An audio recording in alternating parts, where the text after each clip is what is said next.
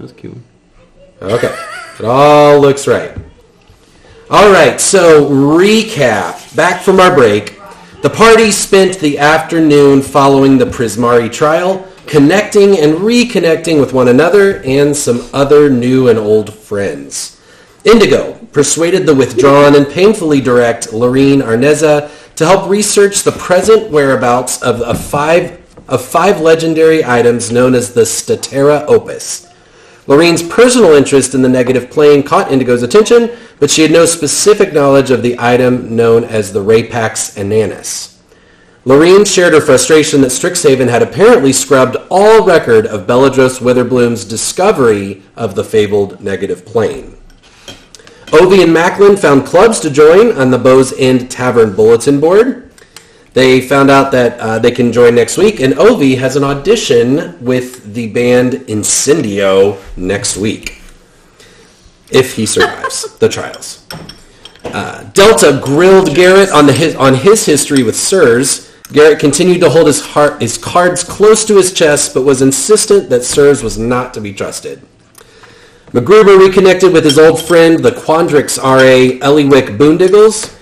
Eliwick offered some advice on the trials and offered to help MacGruber craft an item that might allow him to eavesdrop on telepathic communication. Delta and Hattie had a surprise visit from their ancestor, their grandmother, and now acknowledged dragon founder, Belladros Witherbloom. Belladros demanded an update on their respective missions. Hattie notified her that Kithri, the blood mage halfling who Hattie had witnessed tear a rift in the negative plane, was presently at Strixhaven. Belladros surprised Hattie with the revelation that she had arranged for her attendance at the school and directed Hattie to determine who was pulling her puppet strings and to what ends. Delta reported no progress on discovering who at Strixhaven might be responsible for the awakening of the Demigoth Titan, a gargantuan monstrosity who is currently heading towards Strixhaven to claim a promised payment of mass suffering. Belladros made no effort to hide her frustration with her brothers Shadrix and Velomachus and their insistence on the trials as a screening protocol for Strixhaven recruitment. Delta and Indigo then had a conversation about Indigo's past experience with and distrust of Vieric Stillflight, who happens to be Sir's roommate. Indigo reiterated that Vieric's intentions are highly suspect to her, especially after busting him looking through her belongings.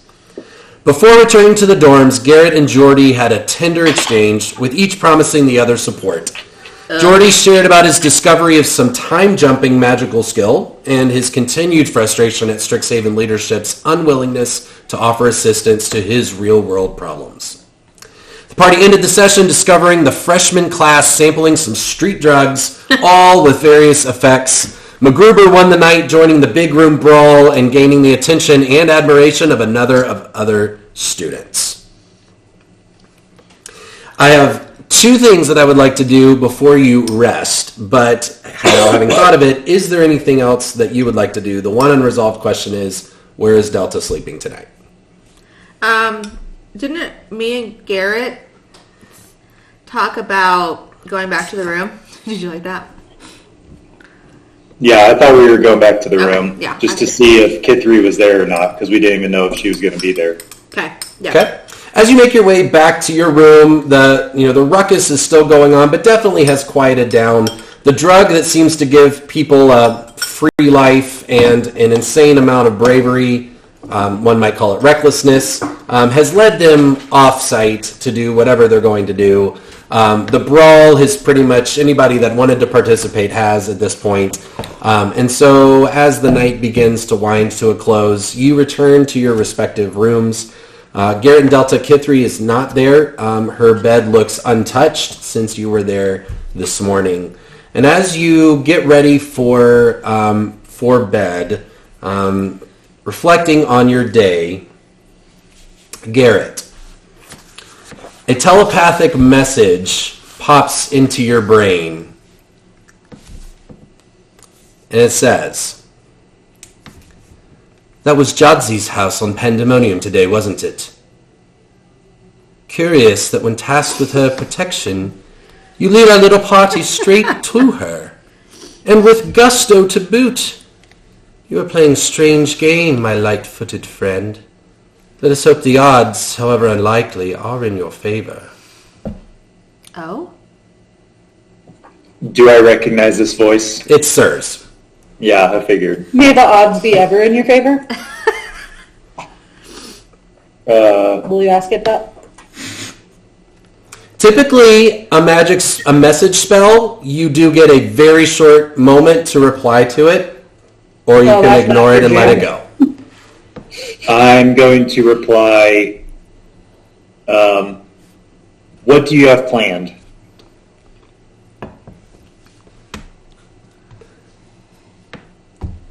The message spell comes back. I have nothing planned. Appears that's something that we share in common.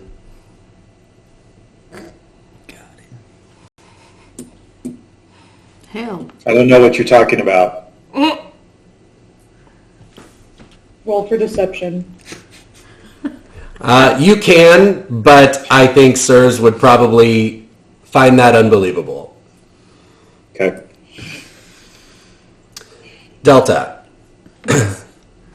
Even though you don't really witness what is going on, because the message spell is silent, the same voice telepathically messages you from whatever room is nearby, in your head as well.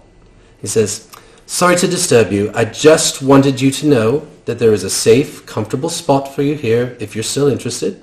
Oh. If it's protection you need, we might be able to do better than little Garrett. I'm sure by now he's told you that he's a legacy descendant of Prismari and is getting a free pass into Strixhaven regardless of his performance in the trials. Those of us who have had to earn our spot have worked a little harder and might be more formidable in a fight. No pressure. Simply knock twice if you're ready for some peace of mind. Roasted. This fucker. So I just glance over at Garrett. And then... Wait, do I see what's going on? Like, is this middle of the night? Oh, okay. But I can't send a message back, right? Because I don't have message. I don't know, do you have the message spell? I don't think so. If you don't, no, well, I mean, you can, anyone that sends you a message, you have like a brief moment where you can reply to it. Just like I did. Yeah. Then I would probably say, interesting, I had no idea about Garrett. I'm going to hold out tonight, but we'll connect tomorrow. Message spell comes back. Suit yourself. We are here no matter what time you may need us. All right, so we're going to recap that. So he is a legacy descendant of Prismari. Huh. Are you saying that out loud in your diary in front of him? You just hear her up in her little hanging fairy bag. Yeah, no, I'm definitely making that audible. Huh. Hey, Garrett. Are you talking to me now? Yeah, hey, Garrett. We're talking. I'm not eyeing you. We're talking. Oh. Hey, what's up? How are you sleeping tonight?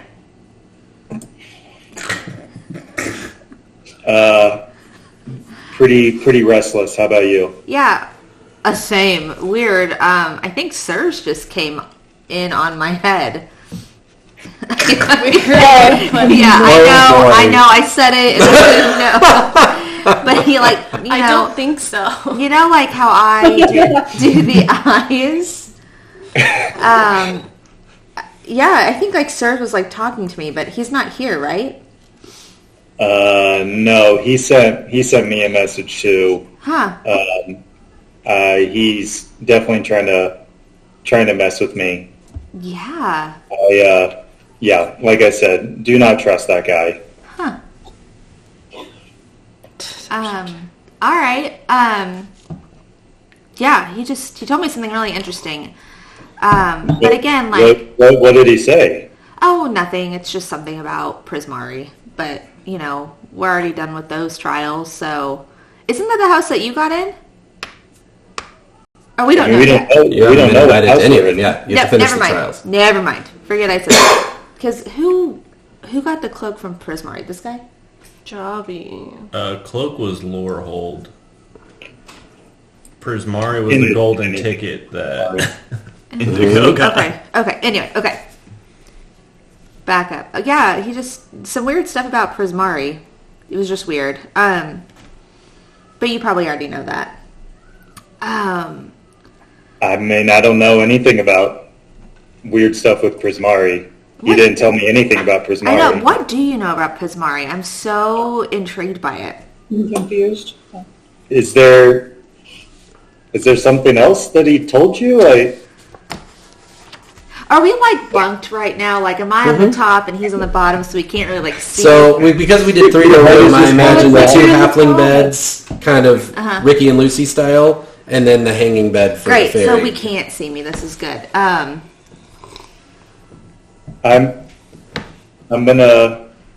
Garrett's gonna just kind of like come out from like under his bunk and just like peek up to where Delta is and be like, can I whap him with a wing?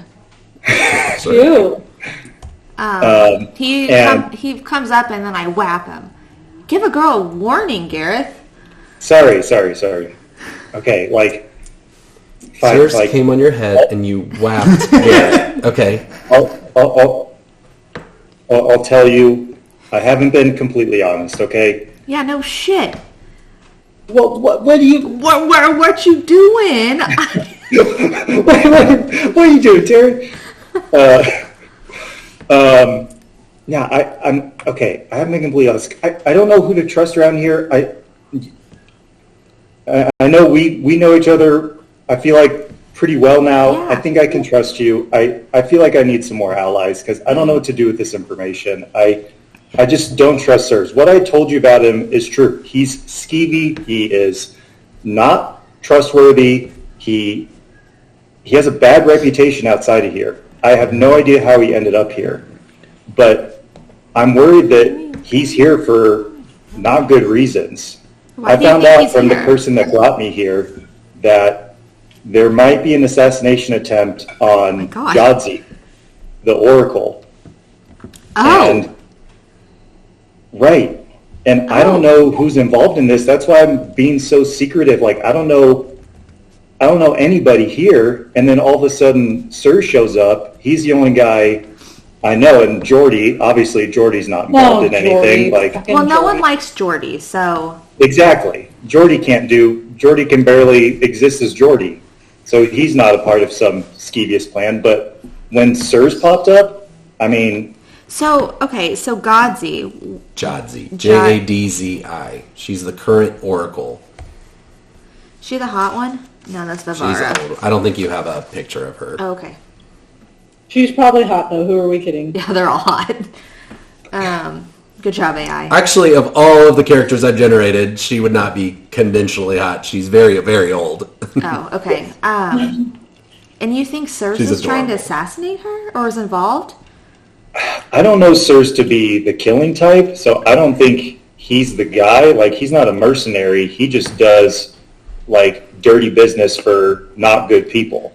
And so I don't know if he's a part of it, but I just don't trust him. And that's why I'm nervous about telling things to people, because I don't know who's involved in this. This could involve, like, people that we think are trustworthy. Do you know anything about the negative plane? No, I've never heard of that ever in my life. I don't think I have, right, Jimmy? He's Not for me. really sarcastic. No, what's the negative plane? What does that have to do with anything? You know, I don't even know how to describe it. It's not of this earth. Okay. But I came across something huge. A demigod? Have you heard of one of those? Because I didn't up until I saw it. Ooh. Jimmy, what is the thing that I know about Geordie's parents that's keeping them captive? That's actually a very common reference. And he's actually said it. The demon lord, actually Seth might correct me, I don't know if it's a demon or a devil lord, Asmodeus, like the king of hell. Okay. Would I associate that with devil what Delta lord. telling me? Sorry, say that again, Ryan. would I associate that with what Delta No. is now telling me of a demon guy? You could roll an Arcana check if you wanted to see how much you might know. Okay. Natural 20. Wow. Oh, okay. Wow. They are completely different. So, Okay. the Devil Lord Asmodeus, you know a surprising amount about. Okay. He's basically the biggest, evilest entity kind of that there is. Demigoth Titan would be an obscure reference. It would not have any... With a natural 20, I'm not going to think you know everything about this creature, but it is not a demonic or devilish figure to your training. Okay. To your knowledge. Wait, so do you think that this Demigoth Titan could be trying to assassinate Jadzi? Is that why you're bringing this up? I don't know why they're here or who they're tied to, but they're not nice. I mean, could be heading toward the school, and maybe, I don't know. I don't know the purpose of why they're here, but maybe it's tied to someone, a part of the assassination. I don't know. I think Jadzi's the target. If someone's coming here to try to get someone, What has Jadzi done? being the Oracle and being I don't think anything bad. I think they're just trying to gain control of the school, probably. I don't know. Again, that's all I know, but Yeah. that's why I'm so suspicious of Sirs, and I don't like the fact. He sent me a message just now saying that he knows about Jadzi, and he knows that's why I got sent here, was to try to help protect Jadzi. And he didn't say he was trying to kill her, but he didn't not say he was trying to kill her. So just keep your eyes out for him, because he may not be involved, but Yeah. I just don't trust it. Yeah, fair.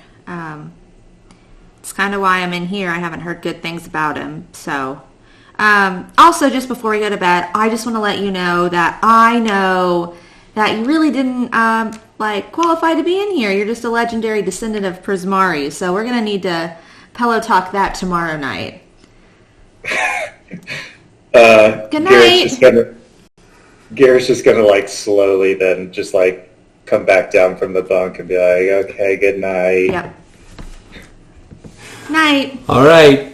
You all can log a long rest. We lose our temporary hit points for whatever You will reason. lose your temporary hit points. As you awaken the next morning, it is a brand new day. Indigo, as you leave your room to head down to breakfast, a note is left on your door that says this. Indigo Mountain Twirl, good news and bad news. Good news, I discovered a description of the Manus Mentis and realized I've already seen them here at Strixhaven. Professor Contraption at Quandrix College has them. The bad news is, well, you'll see. Lorene Arneza. P.S. I know you are friends with one of the fairy twins, the one who attacked the halfling blood Aegis. She may be onto something. The Aegis stuck me with a pin at our Lorehold trial yesterday, unprovoked.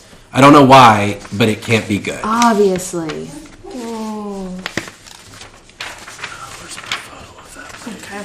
I want to catch up with Ollie, Okay?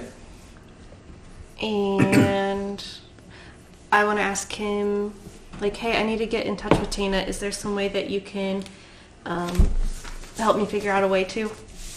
Yes, he's actually going to Quandrix with you today. Ollie is. Oh, great. As you all sit around and have breakfast, he tells you they're actually sending booths around campus. It's not it's like a payphone. You would have to pay to use it because it does use magical stuff. But if you do need to send a spell, you should be able to do that. If your own magic can't do it, then somebody else can help you. Let me just see. If my magic can do it. He does pull out, he's like, this is the component you need. It's a little piece of fine copper wire. He's like, this channels the sending spell. So you can do that. There's a spot on campus back at the Biblioplex where you can find a little phone booth and make a call if you want. Okay. All right. As you are all sitting around at breakfast, the illusion of this voluptuous Owlin figure, Shuvadri, shows up with her little musical entrance. As soon as the music stops, she goes, "Morning, all you glorious gods and goddesses of Strixhaven. It's your girl Shushu here with your morning news. It's day 3 of the Chancellor's mysterious abduction, and no word yet from the Auric on what they want or intend to do. It's just tragic, isn't it? Also, Professor Yelvandavo has reported that some items are missing from the Lorehold vault. So whoever has the sticky fingers, Mama needs some new bling, okay? In funner news, Incendio, everyone's favorite pop band, is looking for a new bandmate. Auditions are next week. Requirements include tall, dark, handsome, and single. So that's your morning news. This is your girl Shushu wishing you all a happy, sexy day, Strixhaven. Ciao. Doom, doom, doom, doom, doom. And her... He looks around the table and it's just like...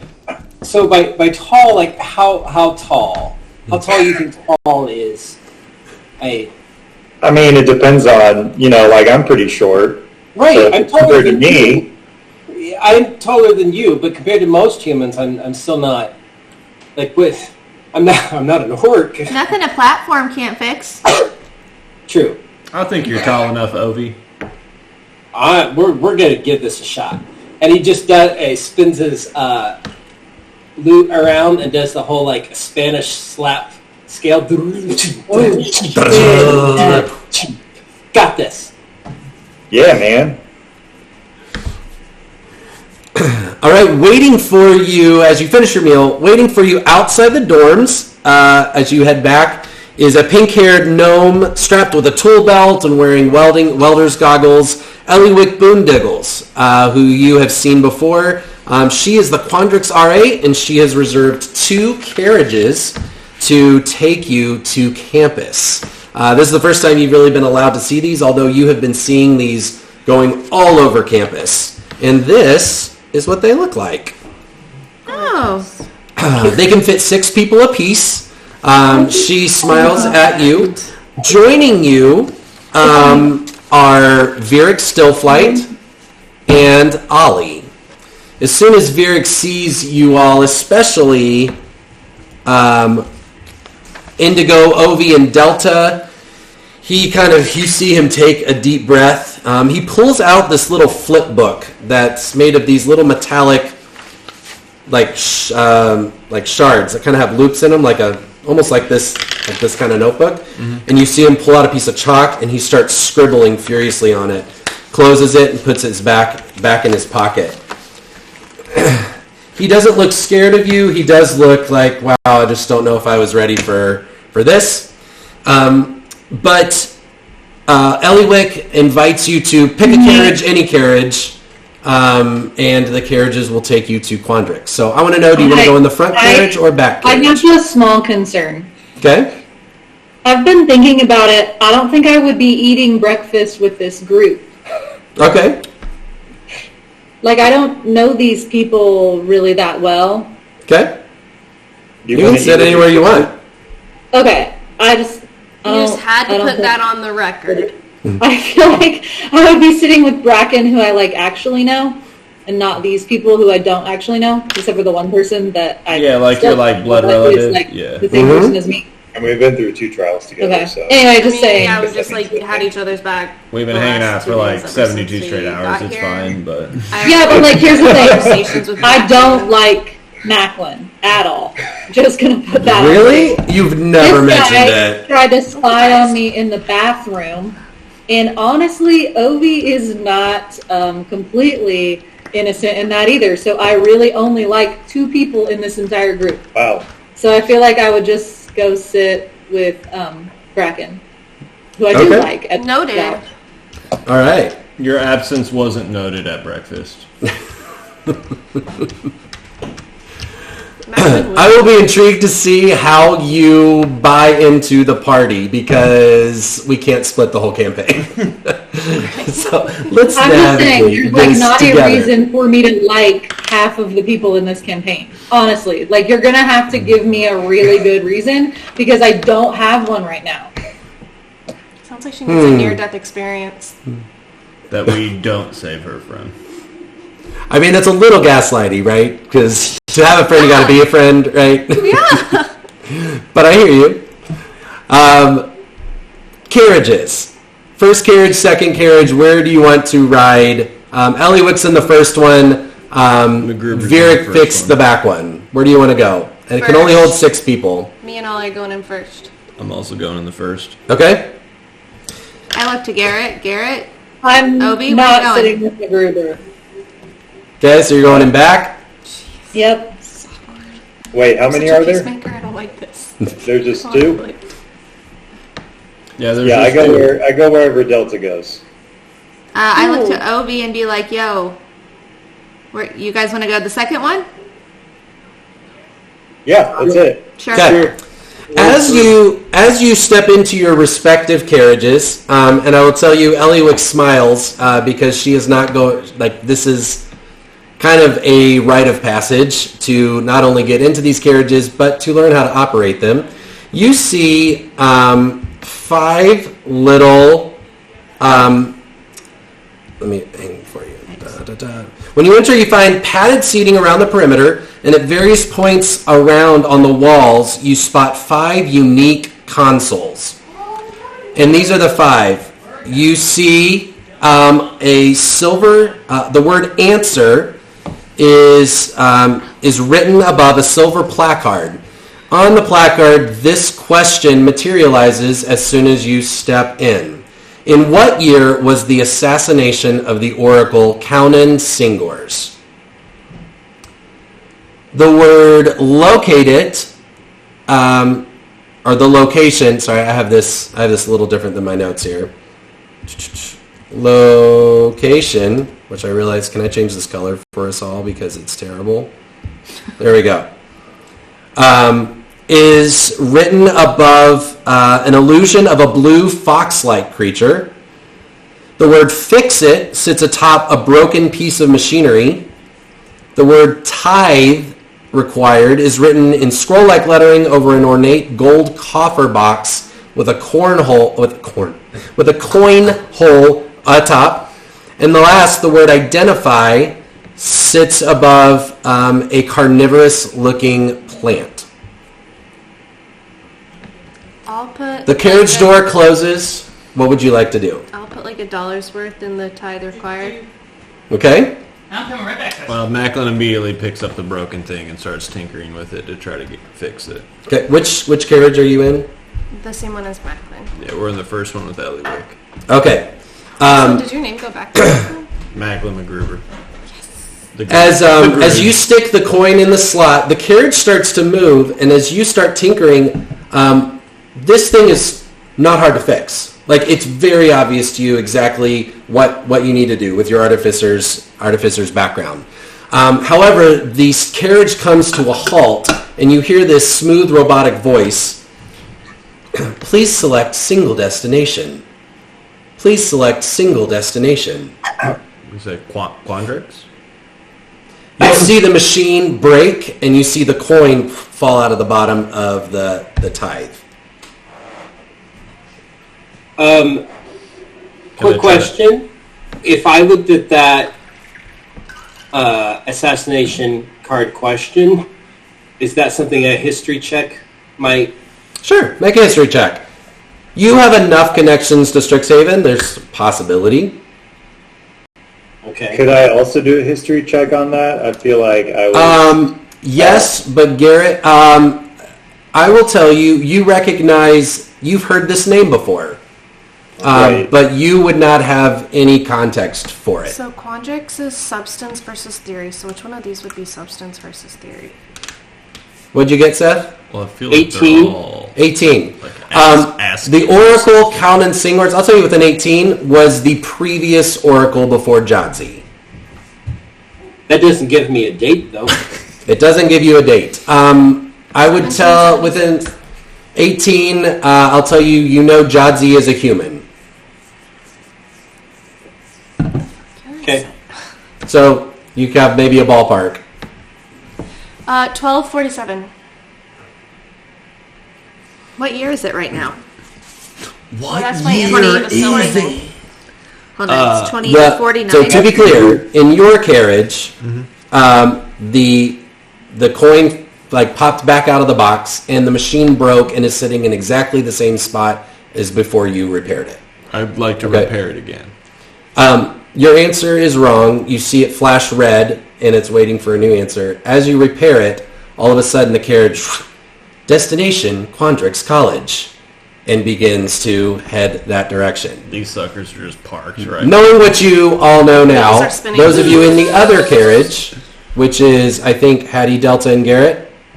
And Ovi. I don't think Delta's in our carriage, or Hattie's in our carriage, is she? Well, he's Yeah. not with her. She's not with him. Oh. That was her only stipulation. Yeah, and Virik is in there, so it's like the whole squad. Oh, I thought there was 3. Okay. Which one do you all look at and try to address? How do you solve this problem? I know that plant. All right. Who cares? Yeah, do it. You can roll a nature check and see. Yeah, I know that plant, Jimmy. Actually, I'll give you... Do you have proficiency in nature?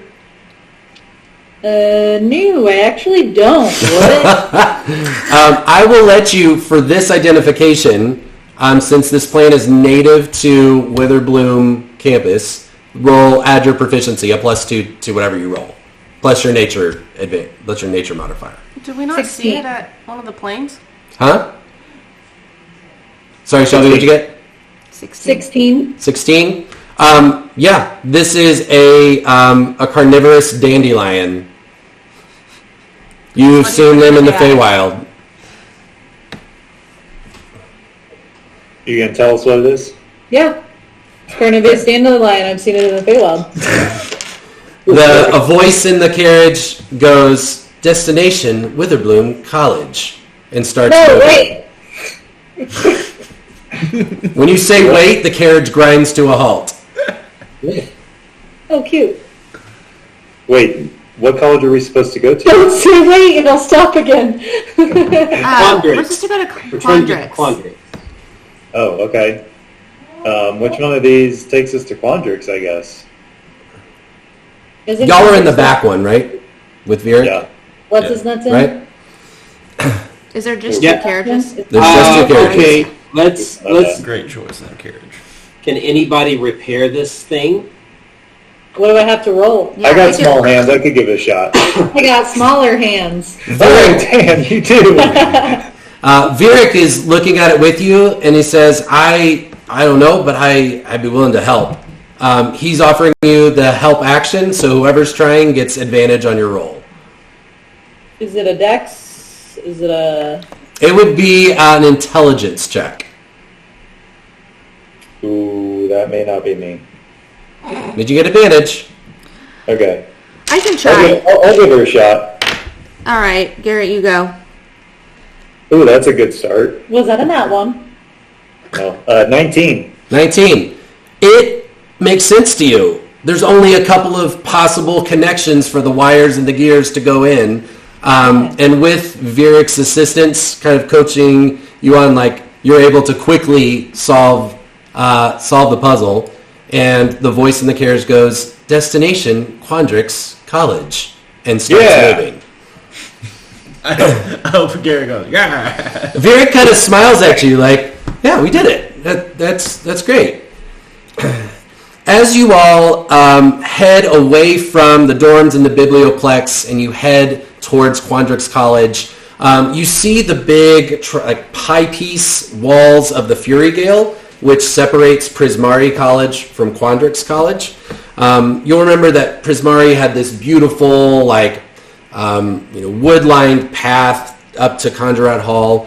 Quandrix College, you are driving on the smoothest and the most modernized paved pathway as you approach the campus. This is what you see.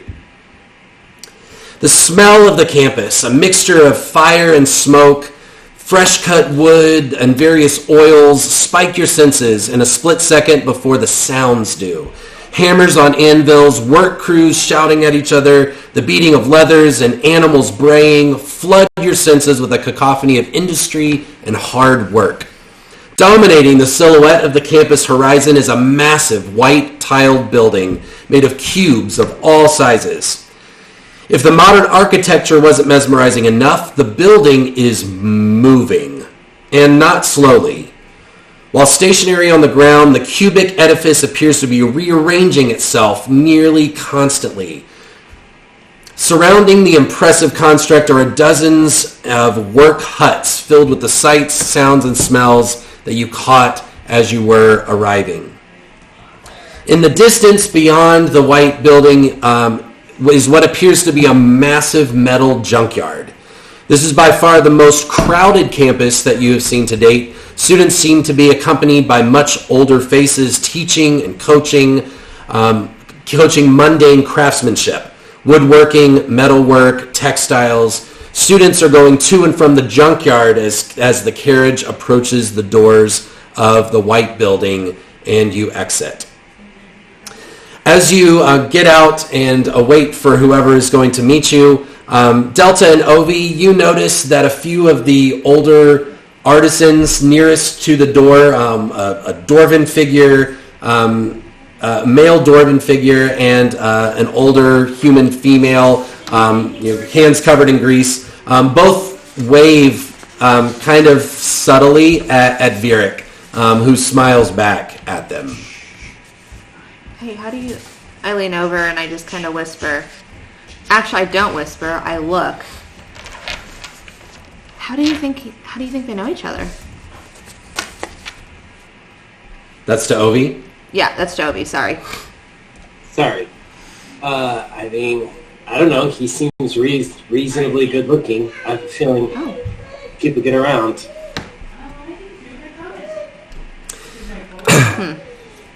You don't wait long. Eliwick leads you into this massive building. The tiled floors and walls are in a near constant state of reorganization. Artisans of all races and using different artistic mediums trek back and forth alongside mechanical automatons of all shapes and sizes and sophistication. Eliwick leads you through the open corridor to a lift elevator at the far end of the room. And as you all pile on, the lift begins to rise over the space. A smooth, robotic voice comes from the wall, not dissimilar to the one you heard in the carriages. Welcome, Eliwick Boondiggles, and welcome to Quandrix College, all incoming students. Okay. Thanks for having us. It is a pleasure to have you here, Macklin Gruber, nickname MacGruber. Yeah. Thank you. Oh, I didn't realize that's how your name came from. As you lift, you see just this room filled with people that are going back and forth. Once the lift stops, as you exit the lift, Eliwick leads you to a laboratory where a gathering of individuals awaits you. I need to change one thing really quickly. Can't wait to meet. This is one of those last minute.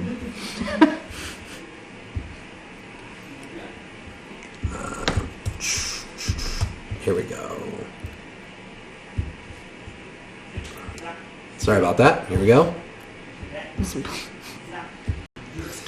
A gathering awaits you in the room. And you see a figure that you have recognized from your orientation. You recognize the imposing form of Dean Pelanistra Telenir.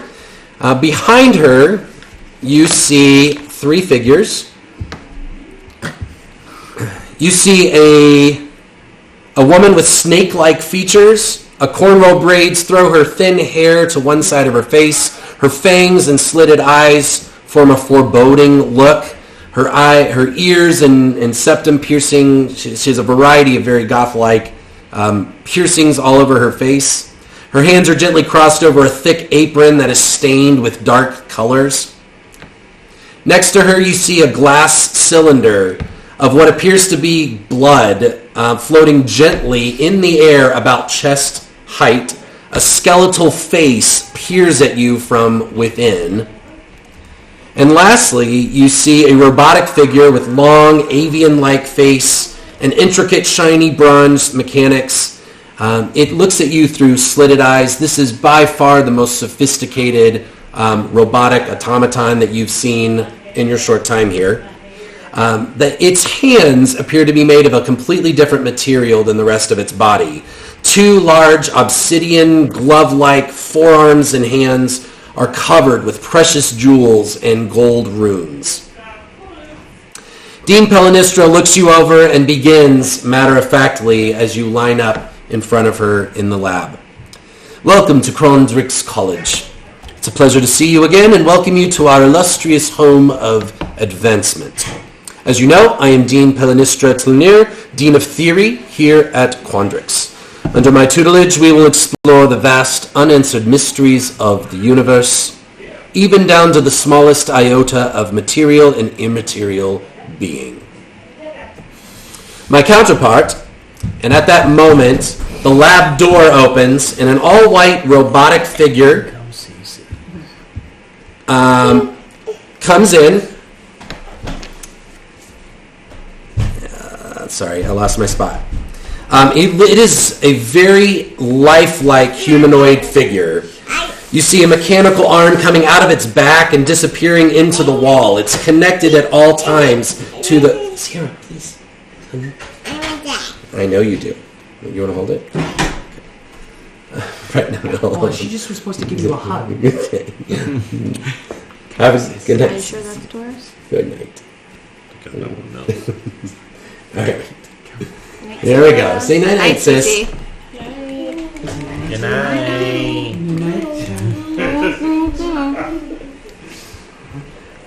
All right. The lab door opens. An all-white robotic but incredibly lifelike humanoid figure enters. You see a mechanical arm coming out its back and disappearing into the wall and ceiling as a figure walks toward you. A semblance of a smile crosses its very lifelike face.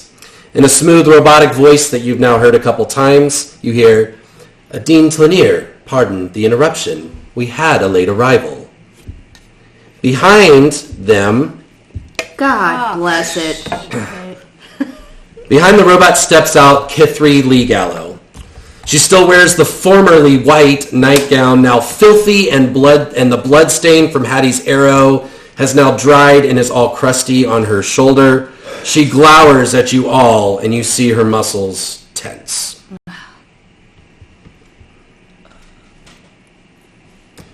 Dean Tlunir continues as if nothing happened, saying, yes, Miss Lee Gallo, please come join us. You are late. As I was saying this, she gestures around the room, and finally to the robotic figure, is Taurus. They were constructed as a simple automaton nearly 2,000 years ago.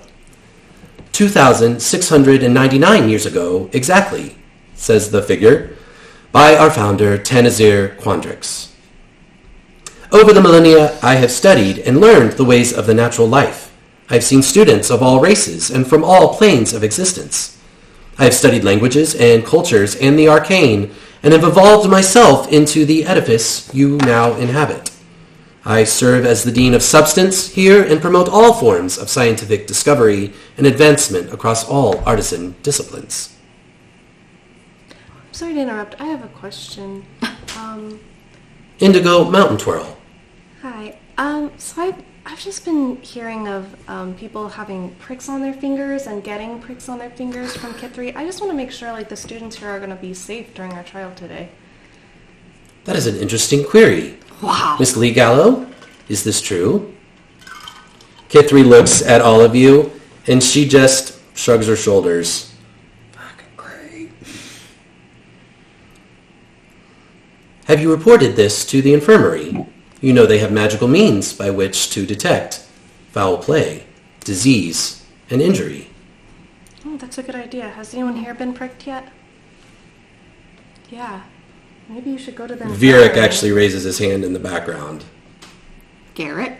Do you think people need to go to the infirmary, like, Oh yeah, immediately? I got brick. I'm a prick. Pelanistra steps in. She says, if you believe you are well enough for the trial, you may report to the infirmary and complete your trial at another date. But what is your decision? I'm going to stay for now. I would also like to stay. Very good. I don't actually want to be here if she's gonna be here during this. Are we actually gonna let this happen?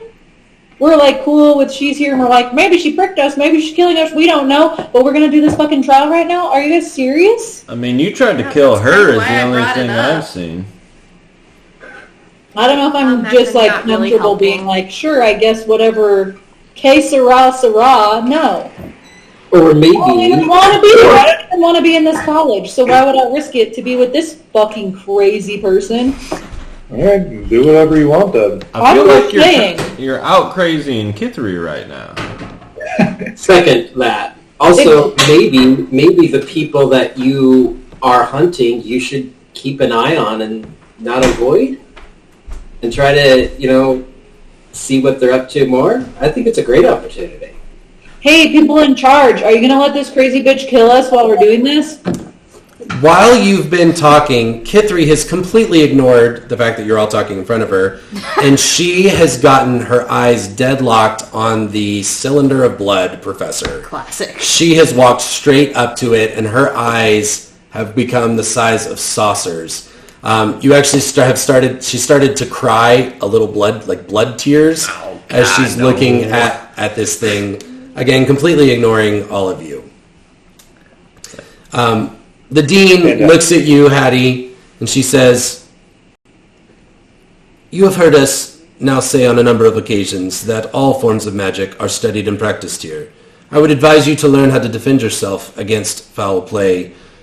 I have learned in my experience that those that target others often themselves get targeted in return.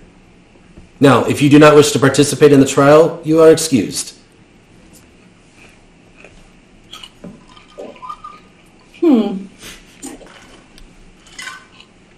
I'm going to think about it.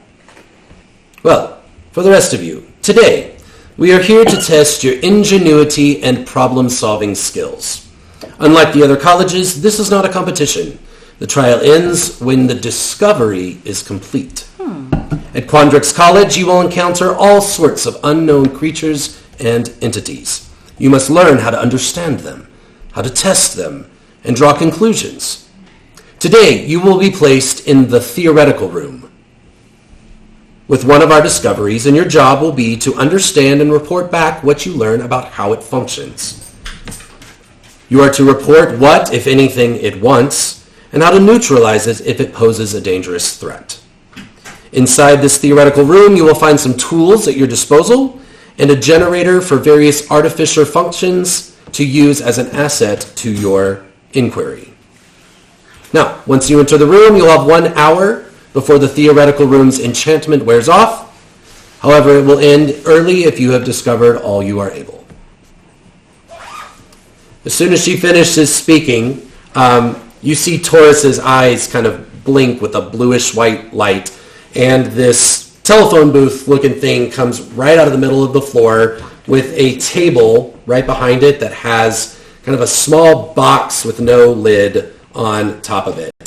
As you look inside, it looks to be a completely miniaturized laboratory, with countertops, tools, and there is something very, very small in the middle.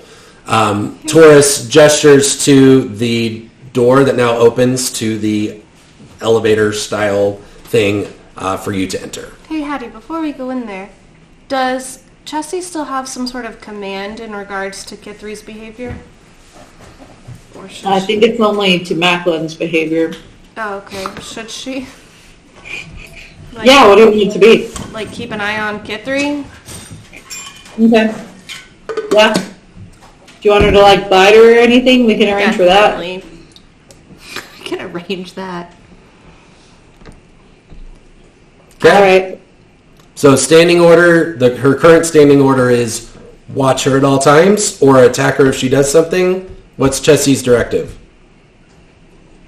Attack her if she does anything, and Anything. Anything.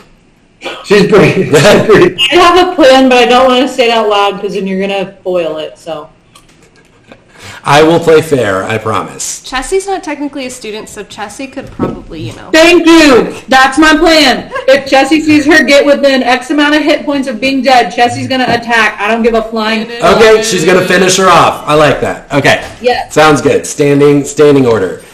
All right. Jennifer. I don't like this girl.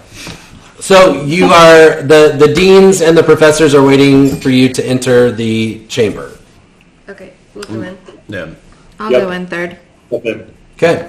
As you go in, your body, one by one, and Vieric throws himself kind of in the middle. Ollie is kind of glued at your hip. I'll remind you what these characters look like. So here's Vieric and here's Ollie that are entering the room with you. And as you step into the chamber, a magical force is kind of pressed on your body, and you feel this pressure from every angle, and then and you step out into this room, which is the miniaturized version of the room that you just looked into. And as you look up, you see the gigantic real-life forms of the deans and the professors. You have been shrunk down to an inch in height. In the center, like Fairies are like... like all of the, like you saw around. Personally, or are we all the same height now? You are. It's perspective. What's the word am I looking for? Proportional. You're proportional. Thank you. So you're still. You all look the same, but the adults, the deans and the professors are all kind of peering over, watching all this happen. So around the perimeter, you see tables of neatly arranged tools. Stone cutting tools, wood carver's tools, tinkering tools. The thing that catches your eye, though, is right in the middle. Actually, let me tell you this one other thing, and then we'll get down there. On one wall is what Dean Polynistra was talking about. It looks like a giant vending machine. And there's this little receptacle that comes out. This little screen comes out that allows you to kind of scroll through. And as you look through, Macklin, you would notice this as artificer spells. All of them. Oh, wow. You see a lever, a giant, comedic-looking game show lever. So you make a selection and you pull the lever and something happens. It has 10 charges. Okay. As you look at, as you read the directions of it, you can spend a number of charges to have the machine spit out a device that will cast an artificer spell. You have to spend 1 charge per level of the spell that you're casting. Cantrips are free. You can cast as many. You can do one. It takes an action to generate a full turn to generate 1 device. But you can generate as many of the cantrip ones as you want. So if you have access to spells, the spells, you can sort it. I know the one that I do, I can sort it by the class spells. Just look at artificer spells only, and that'll show you. So artificer spells go up to level 5, so you could spend half of your charges on one massive one-shot spell. You'd have 5 left to use for leveled spells, and then cantrips, again, you can do kind of as many as you want. In the middle of the room, though, it is very obvious this is the item that you are going to study. And you have all seen this item before. It is this oblong diamond shape floating, kind of the long point to the top, 4-sided, and it is kind of quivering. This is what the giant mechanical scorpion-looking things in your orientation where the Chancellor was kidnapped. This is what they were right before they turned into that device. And so you see that this has been roped and chained to forbid it from opening. There does seem to be a flashing purple light on the bottom that is making kind of a low boom, boom, boom, just kind of in a regular cadence.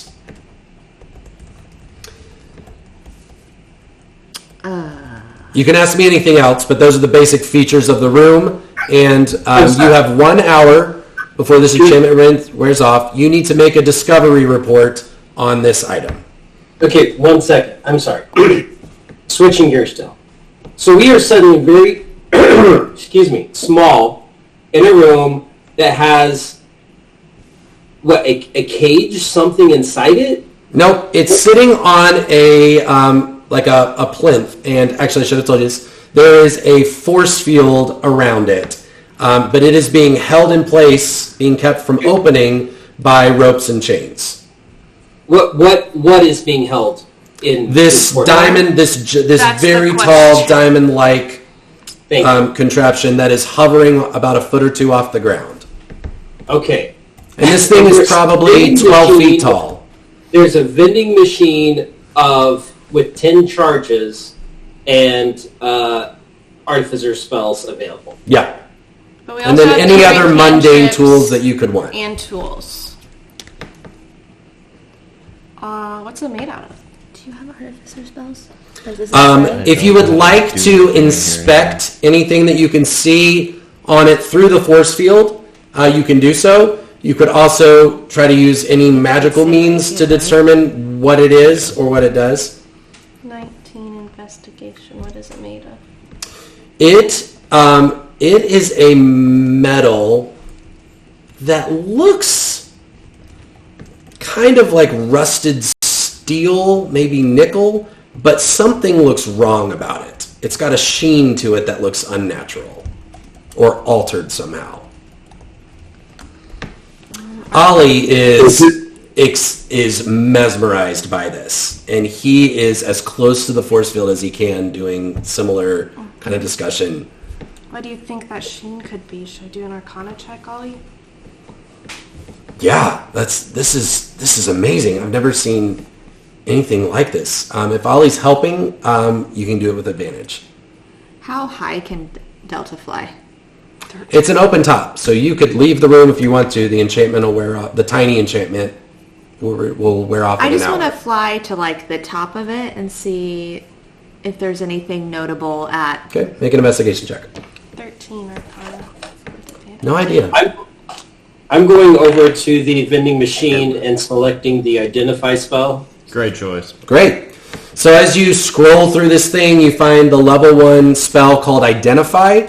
You pull the giant comedic lever, and out drops a giant monocle.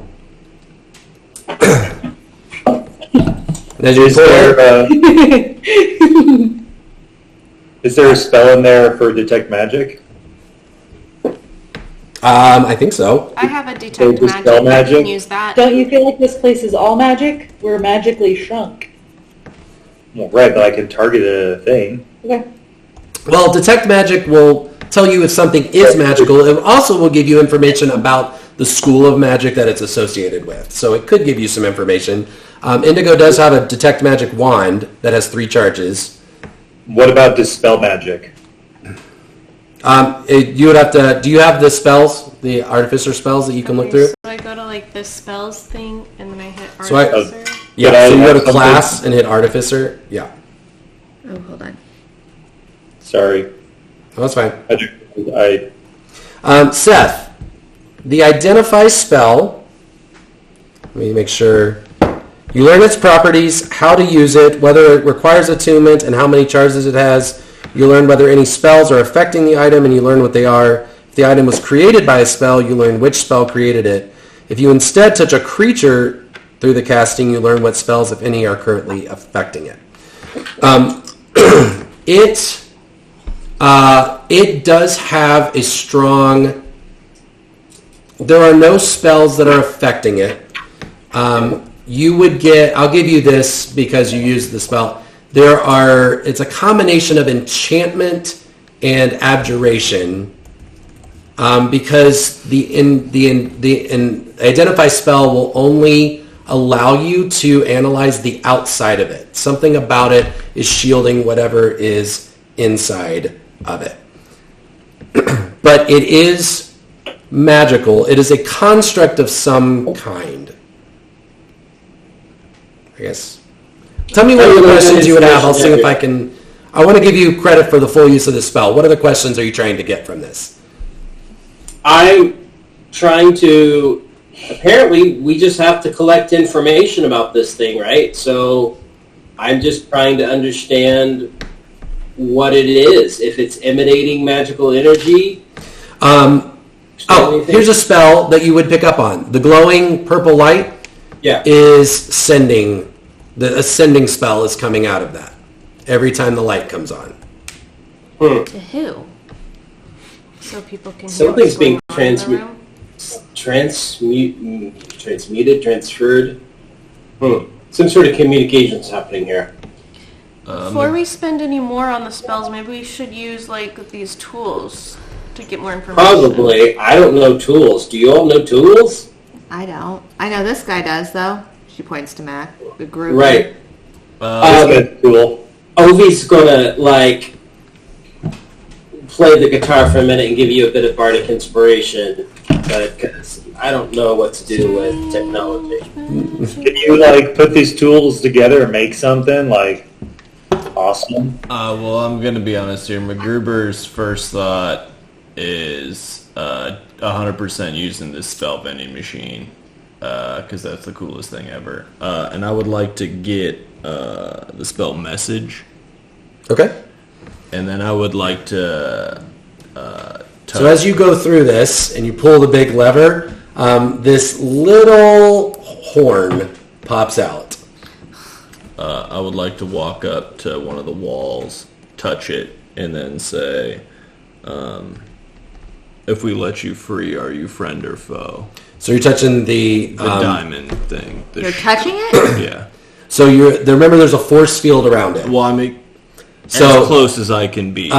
What you would have noticed is there does appear to be a deactivation button for that force field if you would like to use it. Right now, nothing can pass through that force field. Then I would like so to you can look through it. deactivate. Message does not require touch. So We are a you can team. try and communicate to it. We are a team, and so let's not do anything like that without consulting the team.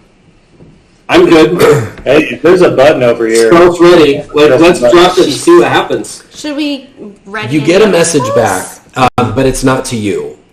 You basically intercept the sending spell. Okay. And what you hear saying over and over in kind of this telepathic communication is awaiting orders from Prime.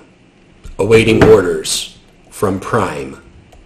Awaiting orders from Prime. I turned around to the group and was like, I think I figured out that communication stuff Ovi was just talking about. It's like sitting idle. It's like a mothership is...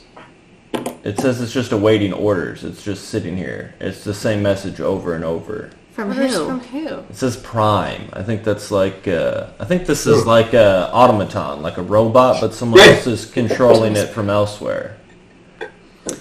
As soon as these two items that you've used, now that you've used them, they basically just fall to pieces after they were used. Was message a cantrip?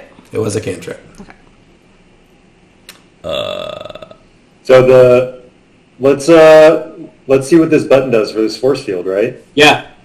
Should we ready like shrink it, like reduce? Yeah. Delta flies up against a wall just in case something like a boom happens. I mean, let's be honest. It's probably going to turn combat-y anyway, so yes, get prepared. I mean, Right. it doesn't need to be hostile, right? Like, maybe we trapped it, like... Let's do reduce first before we press the button. Yeah. You can- Well, we have to. Well, you have to press the button to press do the button reduce. in order to. So maybe Ready, reduce. sync up your on the count of 3, 1, 2, go situation, or 1, 2, 3, go. Yeah. I don't know how you guys play Right. rock, paper, scissors. I like that. 1, 2, 3, shoot. Okay, I'm gonna press the button. Okay. Indigo's ready to zap it. Hit reduce. Okay, so you used a charge for a reduce spell? Okay. As soon as you hit the button, the force field disappears.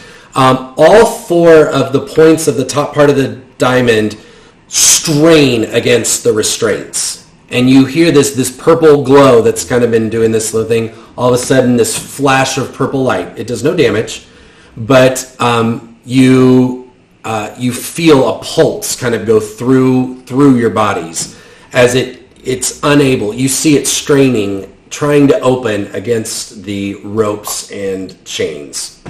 I want reduce to go on the ropes and chains as well, by the way. Okay. Let's look at enlarge reduce here. You cause a creature or an object you can see to grow larger or smaller. You want to reduce it. Target size is halved in all dimensions and its weight is reduced to 1/8 of normal. This reduction decreases its size by 1 category. So this is considered a large object that would now be reduced to a medium size. So it's gone from being twice your height, you human-sized people, to your height. Until the spell ends, so this lasts 1 minute. The target also has disadvantage on strength checks and strength saving throws. The weapons also shrink. While the weapons are reduced, the target's attack, blah, blah, blah. Whatever. You see this straining, and you see it doing less tension because it's weaker on the ropes than it was doing a minute ago. All right, now we can get all nice and close to it. Now let's see what this sheen is about. Good work. Yeah, I'm trying to be really impressive. Can you tell? Can I just investigate it, move forward, and just do an investigation check? Okay, what are you looking for? I'm trying to identify any power buttons that might be on it, like power down, anything like that. Okay. Other than the glowing purple light, it appears that this is some kind of external armor. And it has virtually that you can see, no real weaknesses in it. It is designed to be like a turtle shell. Like when it's folded up this way, it is probably the most durable that it can be. The one exception would be the little tips of the top that are slowly straining back and forth. I will say, as soon as you do this, Kithri, who has really just been like dazed, not interested little girl, all of a sudden walks forwards to it. She gets this very like intrigued look on her face. You see the tips of her fingers start to get red, and she just goes, thinking, it's thinking. And you see her kind of start to do these kind of actions like she's trying to control something she can't see, like 11 from Stranger Things. That kind of just, blood starting to come out her nose, that kind of deal. But she starts to get more and more frantic as she's like going around like, Kithri, what are you hearing? thinking. What are you It's thinking? It's thinking. It's thinking. It's thinking. What? We hear you, bub. Delta flies up over by Kithri's ear and just says, Kithri, what's going on? She's like, she is fixated on this. She's like, and she's reaching, she's trying to find these little cracks in there, but its skin's so sealed, she's not able to get through. But she just she kind of stops talking, but she's starting to get more and more frantic as she's trying to get inside it. And you see kind of the blood start to coalesce on her fingers as she's trying to reach for something inside, as it would appear. Can Ovi telepathically try to message the machine in front of me and just say, I state your purpose? Yes, you can do that. Make an... Are you proficient in Arcana? Yes. Okay, make an Arcana roll for me. What? I'm a half proficient in it. Okay.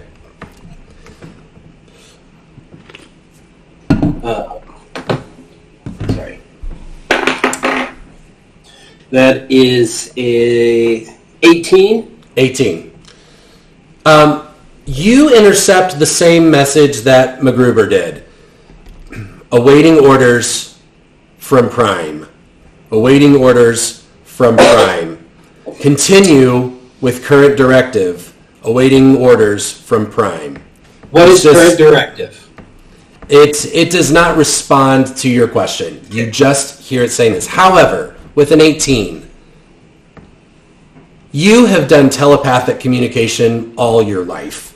And something especially about how innate that is within you as the Kalishtar, telepathy is organic and biological.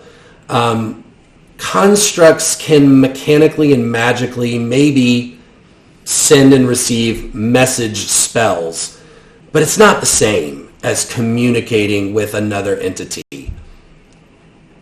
You are not, it does not feel like you are communicating with a machine.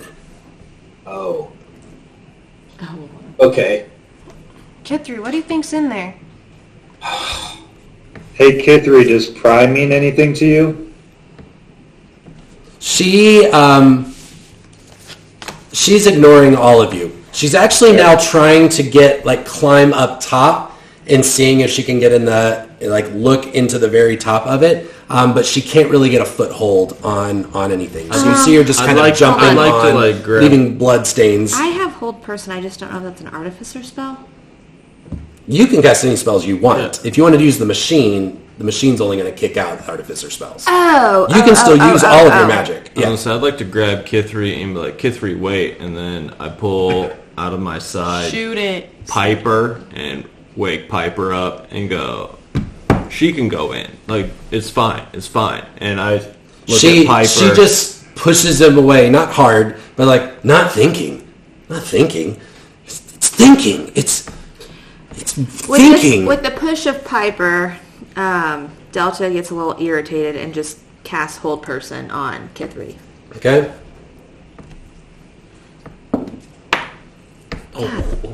Yeah. Okay.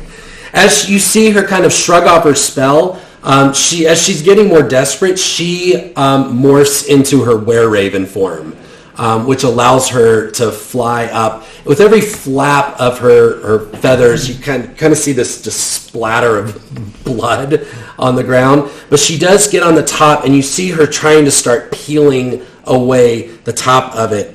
And she just is kind of pecking into it, trying to look inside. You see her pecking and looking, trying to see that the opening is just not big enough. Is it small enough for a fairy to fit in? I mean, we're talking not even an inch or two. Okay. Right? The chains and ropes are holding it closed.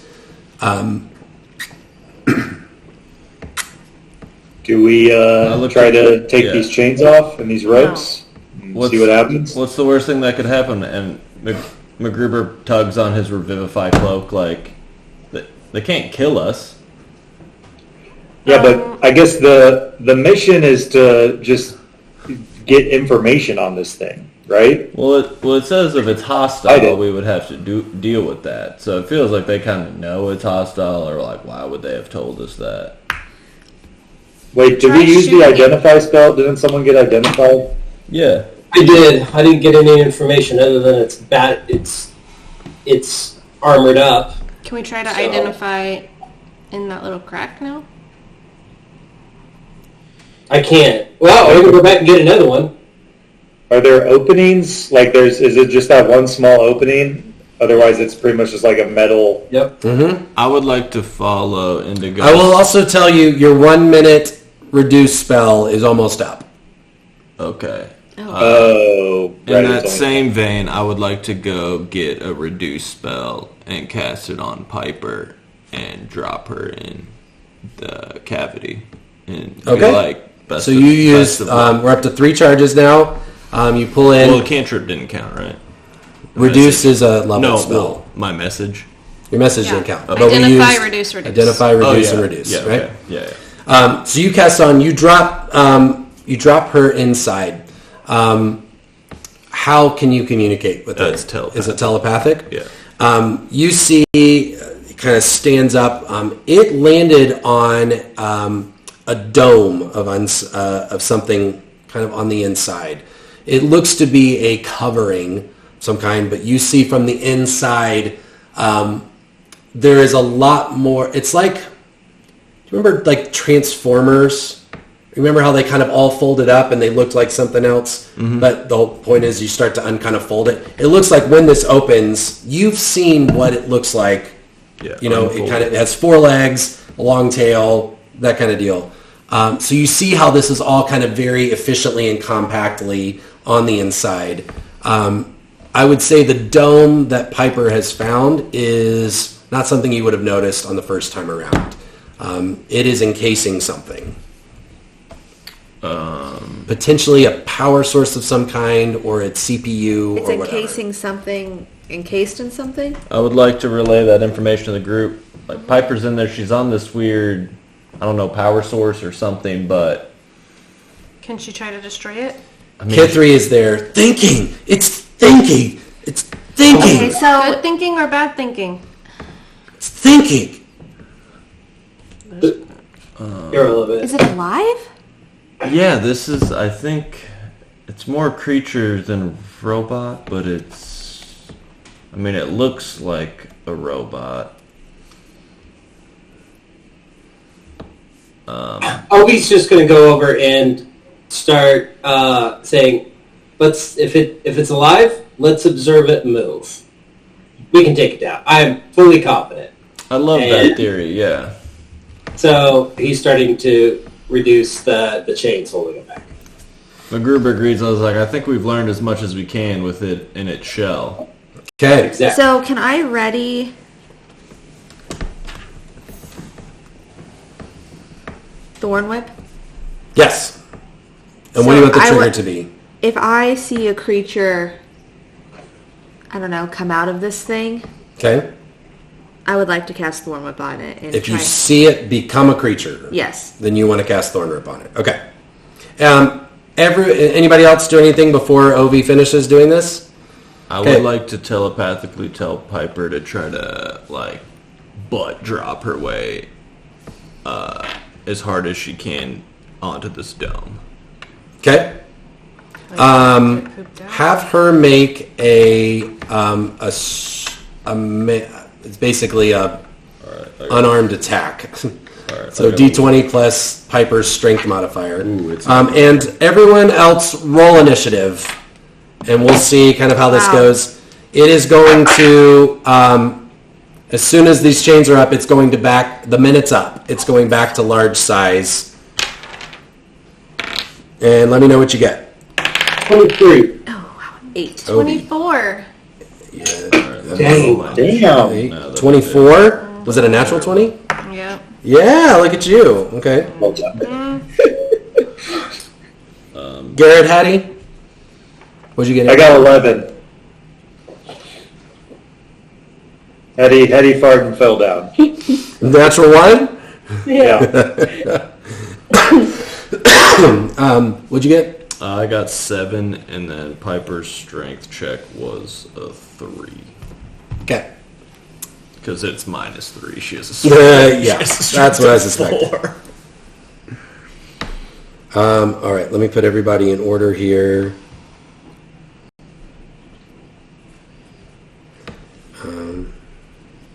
Machine. Let's see. Yeah, I think I'm going to email the gal today. Delta had 8, you said? Yeah? Yeah, whopping 8. Ollie. I got 7. So I mean, I'm only rolling bangers tonight. I rolled a Garrett. 6 and a 3. Vierick. And Delta, bardically inspired, though. Got to remember that. And then Groover. Kit 3 and... Okay. As soon as you release it, everything that you thought was probably going to happen does. It immediately transforms into its scorpion-looking form, which means you get a Thorn Whip off on it. Ooh, shoot. Okay. Big bucks, big bucks. I haven't been rolling well, And so... since you had that prepared, then we'll go to the top of the initiative here. Which Who's that Thorn? going to be? It will be Indigo. And with a natural 20. Oh, shucks. Okay, if the attack hits. And then look at your spell DC. Yeah, it's not good. Plus 7. 7, 13. That's probably not going to do much. 13 does not... It hits, but it does not do any damage. In fact, where you hit it, you see a couple of the gears that looked like they had been a little off kilter. And I'd say with your observation, you would notice it looks really beat up. Like it looks like it lost a fight, and it's been rough. Where you hit it though, repairs it. Okay. Wait, what? What did Indigo. you hit it with? Thorn Whip. So it was in bad shape. She hit it and it got better? Yes. What? Can you roll damage for that? For your Thorn Whip? Yeah, 1d6. 2. Okay. Cock Indigo. Want to cast Ray of Sickness? Okay. As you cast this spell at the creature, what do I? Is this a save or is this a? Const 13? So what do I do? Do you have to do an attack roll? A ranged attack. Okay. Make a ranged attack. Okay, well, hit cast. I hit this 5, I guess. 18.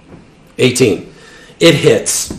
Where you see it hits that sheeny spot on its side, and it absorbs the spell. Nothing appears to happen. It doesn't heal like she did, but it doesn't appear to have affected it. What kind of damage does Ray of Sickness do? Poison. Okay. What else would you like to do? How much damage is done? I don't need to know how much damage you did. Oh, great. I'm getting Incredibles vibes.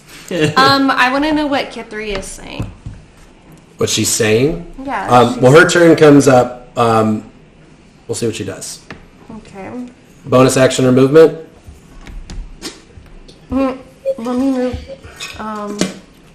So y'all can tell me where everybody ended up. I'd say Kithri was very close. I was helping take the chains off, so me Yep. and Ovi So should you be pretty close. and where's Ovi? I said I Ovi's was here. back against a wall. You were back against a wall. Hattie, where would you have been? Wherever I already am. I would have been by the spell machine. I'm going to stay by the spell machine. Okay, I'm going to say the spell machine is up here. Garrett, I'd say Vera is very I interested think in this I'm as like well. just behind either Ovi or McGruber. Okay, great. Sounds good. All right, Ovi, it's your turn. Seeing what just happened there, I'm now a little confused, but hey, experiment. So I'm going to pull out my whip and make an attack. Okay. Maybe. No, you're in. Yeah. Go ahead. I miss. Okay. With the Can you nine. roll damage anyway for me? I can, but I'm doing something extra. So Okay. is that- Just do the raw damage for the whip. okay. Or tell me what you were going to do first. I can wait. Well, I was going. If I land a physical attack, then I get to pump it with psychic damage. So you didn't injure it, but I will say you made contact with it. So I do need to know the damage, but it won't count as for your psychic addition. What is guidance? Well, it would have been I rolled a 4, so it's 6 points Okay. of physical damage. Okay. Where it hits, you also see a leg straighten up a little bit. So, do I get to add my psychic damage or not? Nope. You made contact with it. You made an attempt. Let's see. I got to be consistent on this and how do I do this. This is what I did with Indigo, or Delta, when she missed. I don't. I mean, if I miss, I don't do damage. Okay. Let's go back there. I'll give you back both of those damages since you didn't hit it. Okay. That's fine. Okay. You didn't hit Thank it. you. Anything else you want to do? I'm going to back up a little bit and... Okay, now I had you right next to it since you were undoing chains, so if you leave melee, it will get... I understand. I'm Okay. going back up.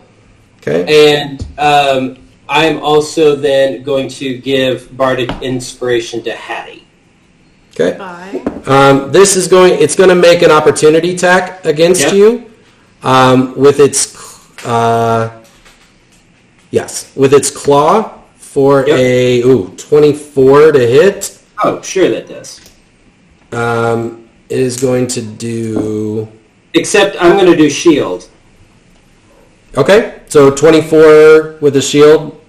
No, that's not even good. It was a natural 17 plus 7, so... Yeah, no, that's fine. I will take it. All right, 17 points of slashing damage as you back away from it.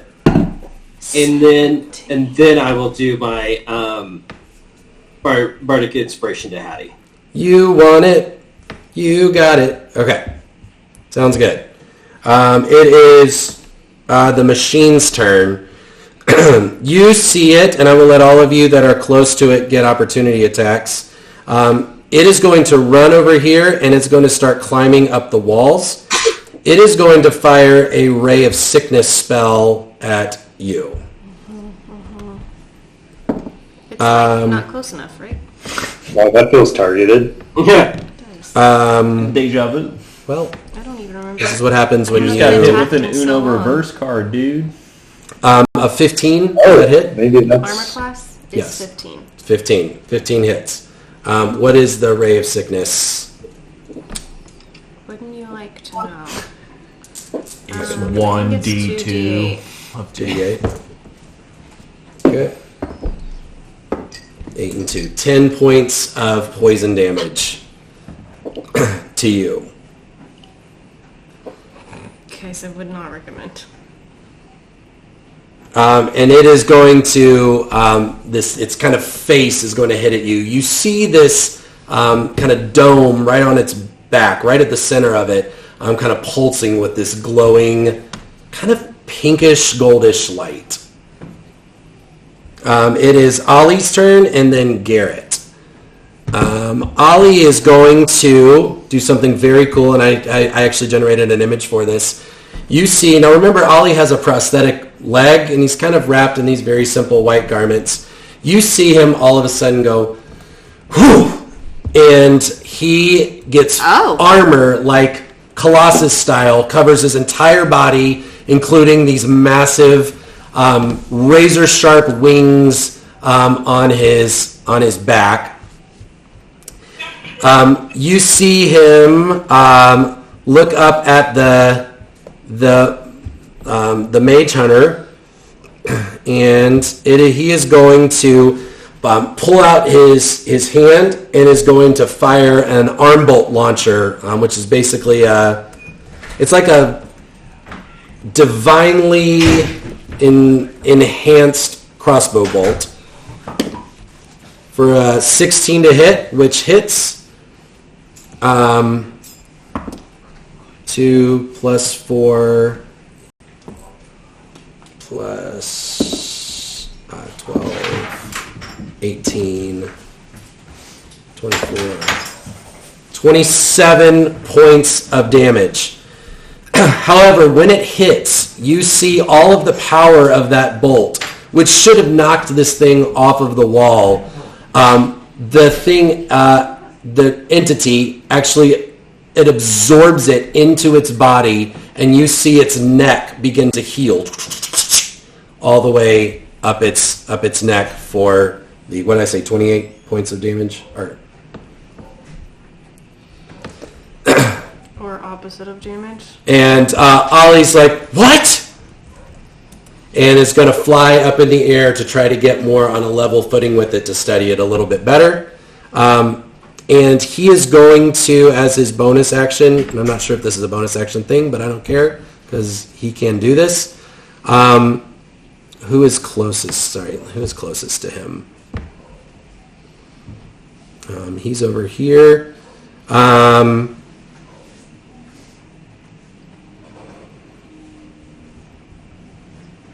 let's see. Why not? Delta, he is going to give you a +1 to your spell casting. And so I don't know, did we talk about using a wand for your spell casting, or was there some kind of item you're using to cast your spells? Do you remember? Was it an amulet or a staff or a rod or something? I think I like an amulet. Amulet. You see him kind of put his hands back, and he gives you one of his artificer infusions, which is going to give you a +1 to all of your spell casting. So instead of +7, it's +8, and your spell save DC will go up as well. It is Garrett's turn, and then Vieric. Jimmy, what did you say is on its back? This like glowing thing on its back? It's a glowing dome of pinkish, goldish light. Okay. How close am I to it? You're on the complete opposite side of the room, but this room is small. 5, 10, 15, 20, 25, 30, 35, 40 feet away. Okay. I'd like to move a little bit closer. Okay. And then I would like to Misty Step onto its back. Okay. Ooh. Oh, let me pull you to the front here. All right. Up onto its back. Yeah, kind of where the dome thingy is. Okay. Can I get like a quick, like, what does it feel like? Is it like soft? Is it like hard? Is it? It feels actually kind of malleable, like plastic almost over it. Okay. Unless you want to do a better and like a full investigation check, that would be your initial feeling. It's not metal. Okay. Without doing a full investigation, does it look like there's like something inside of it? Yes. Okay. But it is very obscured. Like you'd have to do a more formal check to see. There's something going on inside there. Fair. I would like to take my dagger. Okay. And try to like stab through this. Okay. Make an attack. I am gonna use my Tides of Chaos to give myself advantage. Okay. Hold on, I need to find where this is. Brian, I would love to suggest for flavor, and you can totally reject this idea.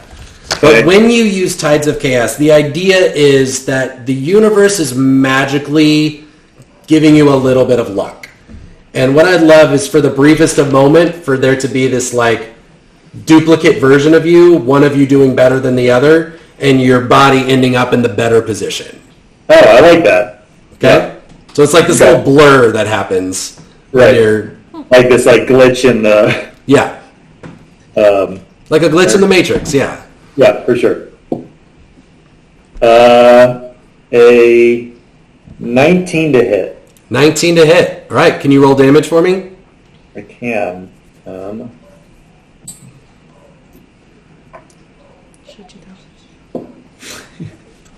3 points of damage. Okay. Wow. As you stab into this thing, you feel like this thing connected. However, as soon as you hit it, the gears and whatever around it, where you don't do any damage to the dome itself, all start healing back. Stop Not much. physically hitting it! I thought that was maybe the one weak spot, though. All right. All right. Vieric is here. There. Let's see. I would love for him to look at some of the stuff here.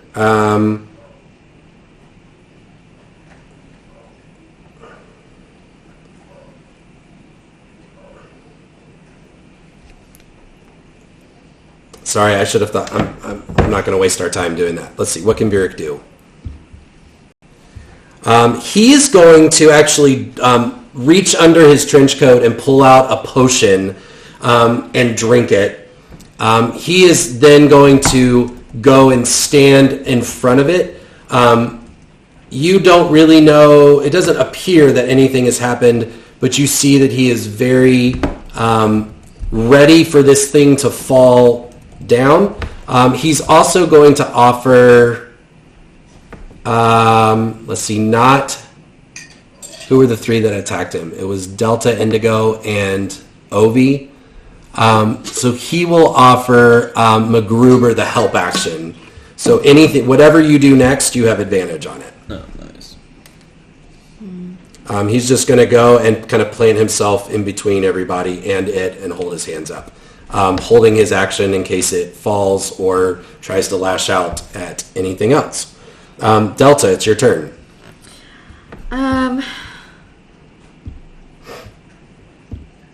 This thing's kind of is beating us, yeah? Feels like it. Yeah, I'm at like a 66% right now. I'm going to throw my unicorn spirit out of my Okay. spirit totem. Okay? Yes. Remind me again what that does. It says the unicorn spirit lends its protection to those nearby. You and your allies gain advantage on all ability checks made to detect creatures in the spells or spirit's aura. In addition, if you cast a spell using a spell slot that restores hit points to any creature inside or outside the aura, each creature of your choice in the aura also regains hit points equal to your druid level. Great. What's the radius of this aura? 60 feet. The whole. Oh, shit. So it's the whole room. All right. 60 No, foot sorry. radius? No. The spirit creates an aura in a 30-foot radius. Right, so around the 60 point. feet across. That's anywhere in the room, basically. Yep. Okay. So we're not do that. So you see, and we talked about this being like this glittery golden Beautiful. unicorn It's opaly. starts just prancing around the room, showering you all with this healing energy. You have advantage on ability checks within this space, granted to you as assistance by the unicorn. And if you cast any healing spells here, so that was a bonus action to do your aura. Do you want to do anything with your action? Sure. Actually, no. Not yet. Okay. Well, no, hold on. Would I see who's the hurtest? Probably Indigo and Ovi got hit. Oh, wait, did you get hit? Yeah, Indigo and Ovi got hit pretty bad. Who's got the big ouchie? Who am I closest to? You're closest to Ovi. I will cast Cure Wounds on Ovi. Okay, now you're going to have to touch. That's a touch spell. Yep. So you have to fly over him. Okay, High five! great. So roll for your healing. Me. Yep. That's what, 2d8? Is that right? 1d8 plus my spell casting ability. 1d8 plus your spellcasting ability. Which would I use? Which would be wisdom. So it's not your spell attack modifier, it's just whatever you use for that's your not modifier. it. Sorry, pyramid's ass. There you go. Oh, 8 Nice work, and then plus my wisdom. Is it what, 4 or 5? What's the unicorn? Yeah, plus another 4 points for the unicorn because you're level 4. Yeah, 5? yeah, wisdom's +5. great. So- So you 13. plus another 4, so 17 points of healing to Ovi, and you Yes! can take 4 points of healing because you're within the unicorn's radius. Do you want this to affect the Mage Hunter? No. No, You sure? Wait, the maid? the monster. Well, I'm not physically... No, the unicorn. Right. Like anybody you heal, anybody else in the aura gets 4 hit. Right. Yeah, hit so points he's back. saying, do you want to heal the scorpion or not? That 'Cause has it's- been it's treating creatures us of the way your that we choice have within been the treating aura. it. Yeah. She makes eye contact. I don't know. Try it! Yeah. See what happens! Yeah. I guess I'm not physically trying to attack it, so maybe healing it actually does something to it. Okay, so you allow the unicorn to kind of parkour off the don't know. walls, kind of fly spectrally through it. The thing screeches Good. when that happens, and you see the gears where it goes through, like it hurts it pretty much. So while you all got 4 points back, it takes 8 points of damage, and it falls off the wall. So Garrett, can you make a dexterity check to see if you hold on as it falls? Does anyone get 4 hit points, or just the people? I guess that were it. Anybody that's below. Everyone you like. Yeah. Okay. Popularity contest. Healer. MacGruber, you're up. All right. I got an 8. I don't know. That probably fails. Okay, yep, you're going to take a Grouper. d6. Take 3 points of bludgeoning damage as you fall to the ground off this. Oh, well, that actually timed out perfectly, because what MacGruber was going to do is I would like to get within like melee distance of it. Okay. And then I would like to telepathically command Piper while simultaneously trying to mend it. Like I'm trying to, with my tinkering, smithing tools, mending, like try to repair whatever I can touch. Is this the mending spell? Or you're asking it to? I want it to be do physical repairs. Yeah, I want Piper to do physical repairs, and then I'm with whatever coagulation of things I have. It's a very like amorphous idea, because like mending is a cantrip, but I don't think this applies for magical tinkering. But I'm proficient in my smith's tool, so I'm just trying to like. Well, are you? Start It's just, are you casting the mending spell on it, or just start fixing it? Yes. That. Okay, so we'll see what Piper does on. He's after you, I'm assuming. Yes. Okay, so that's a bonus action. What do you want to do? And then I will be doing the same thing on whatever I can touch. Okay. Like whatever leg is closest to me, or tail, or whatever. Okay. As you try to start getting, it is not sitting still while you're trying to do this. So make a dexterity check to see if you can do something positive. Actually, I'm going to have you do it with disadvantage because it is like, it's a battle droid, basically. Like it is. Well, would that cancel out my help action? Oh yeah, we'll neutralize it. Yeah.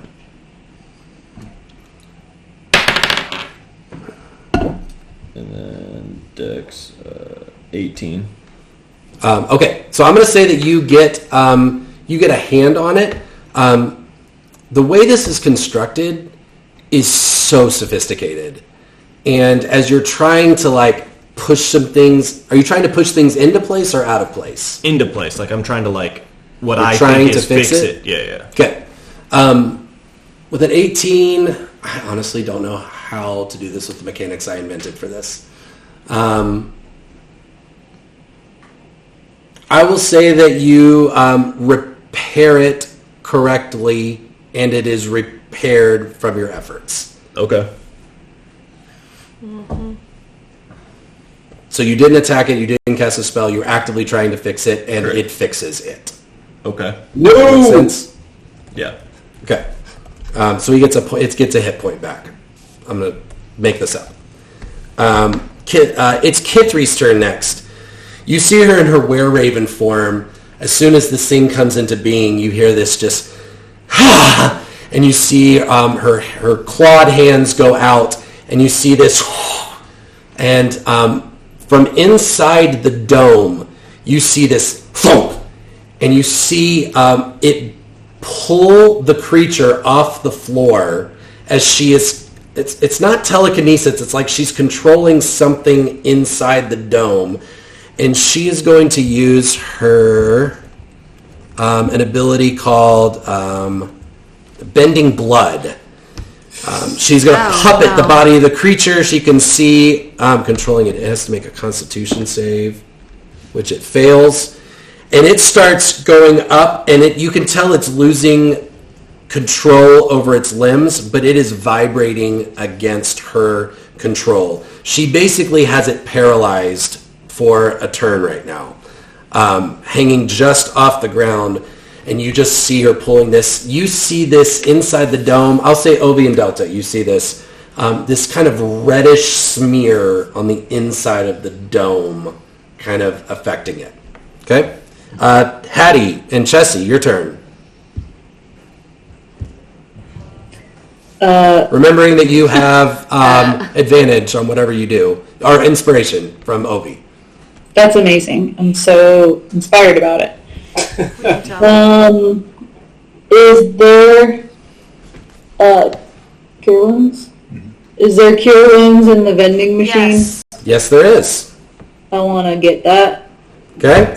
So as you go over to, you ride Chessie over, cure wounds. Now you can do it at any level you want. So a 1 charge would be level 1 spell up to level 5. Cure wounds will be more powerful the more levels you spend on it. The highest possible. Okay, so you flick it all the way to 5, and you pull the lever, and out comes this giant syringe. I Was it will lighter than her? Can she physically carry this? Yes, you can. Well, Chelsea could carry it in her mouth for you. Like a little Yeah, bone. There you go. Okay. I will let you cast the spell since you have movement left. Because Chelsea used her movement to get you to the machine. You could use your movement to get to, fly off her back and hit this thing with the Cure Wounds. I do that. Okay, so roll for the Cure Wounds, which will be 1, 2, 3, 4, 5d8 plus your Wisdom modifier. Is that 2 pyramids also? It is. 5d8 plus what? Huh? Plus your Wisdom modifier. Okay.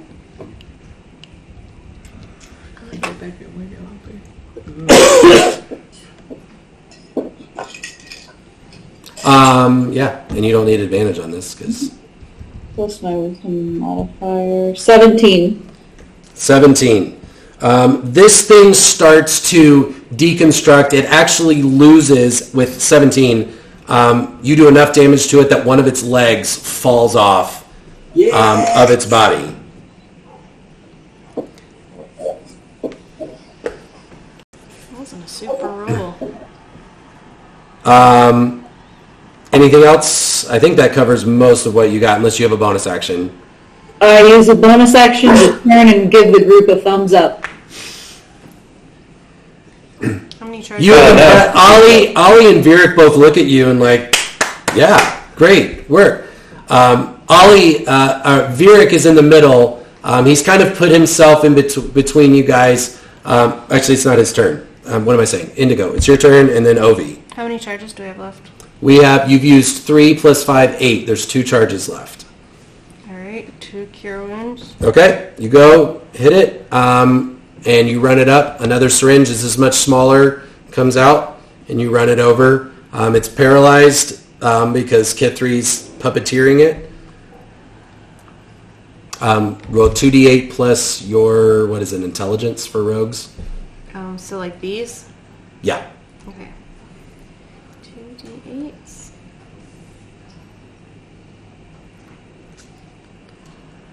13. 13. Another leg falls off with 13. Anybody have cure wounds? Yeah. Ovi, your turn. I'm gonna run up also and cast Cure Wounds at 2nd level Okay. for. Nice. So Hattie yell when she did it the first time, guys, this is Kier Wounds. So everyone knows what spell to use. I was going to use that we my thought next it turn. managed with a healing spell, so we knew. I did. Damn it! How much did I do? I'm checking. I did 15 points of. Oh, dear God. All right. The third leg falls off. So, it's the machine's turn. It resists her bloodbend on its turn and makes it save and falls to the ground. And it is going to do one last Hail Mary and reach out with its two remaining, so it's got kind of scorpion, so 4 legs and kind of 2 small arms, claw, and tail. To those of you that are closest. Because it can't stand, though, I'm going to do all of these at disadvantage. So we'll do, I think, let's see, 1, 2, 3, not Macklin. So Indigo and Ovi will get claw attacks, and Virik will get the tail This thing attack. was intelligent. I accidentally. Natural 1 against Indigo. Yes. A 3 and a 4 against Ovi. And a 17 and 18 against Virik. So you see the swipe this tail, and one last Hail Mary comes over and hits Virik right in the center of the chest Steve for 22 piercing damage. Still too soon. And it pushes him 20 years to the next ground and pins him there. You actually see him he pulls out the stinger from his chest in an unnaturally strong move. For as strong and big as this thing is, he shouldn't be able to do this. But you see him pull out and hold it there. It's Ollie's turn. He is going to go do a lay on hands with his angelic spirit and give it another 3 points. Garrett, it's got 1 hit point. What would you like to do? Kill shot. Oh man, I wish this was me. Brian, I want to go to this school. Brian. your turn. That was my turn already? Okay, Yeah. I thought I was after someone It else. has 1 hit point. There's 1 hit point left. Boy, well, you got to the guy with no healing spells. Maybe we'll burn the room. Punch I it would and like heal it. to, I assume I can't get to the vending machine and then get back. Well, the vending machine's empty now. Oh, Of it is. charges, right? So Oh, right. the cantrips would still work. Oh, fair, yeah. I'm gonna cast Mage Hand and try to give this thing a high five. As like, hey buddy, You can do and it. it's like emotional healing. That like All right, that's at least 1 hit point. make an Arcana check. Just make an Arcana check and see what you can do. An Arcana check? Okay. If you roll over a 10, it emotionally makes it feel better enough to heal it. Oh, 10 on the nose. 10 on the nose. You see it as you high five it against its will. It loses the will to live, and you see it collapse on the floor and just begin to fall to pieces. What you do see is the cap, the dome, kind of pops off, and it is not a human, but some kind of animalistic brain falls out onto the floor and loses all of its life force. All right. Way to go, guys. Is it wet? All of you, as soon as you kind of take a look around and gather your kind of wits about you, all of a sudden, whoosh, whoosh, whoosh, whoosh, whoosh, all of you become full size again, and there you are standing in front of the deans and the professors, and we'll pick up on the rest of that next time. Unless you want to quick what the professors actually pick up there next time. I would like to have stolen one of these legs before we resized. Okay, do you want to do that stealthily? No. Okay, so you grab it, and you are holding the leg of a mage hunter. I will tell you, it does not resume the same size when you do. So it is an inch long. Excellent. Even better. Even Keychain. better. Yeah. Yeah. All right, sounds good. Now we're on for next week, yes? Yeah. Yeah. Good job, everybody. Beautiful. Happy Quandrix.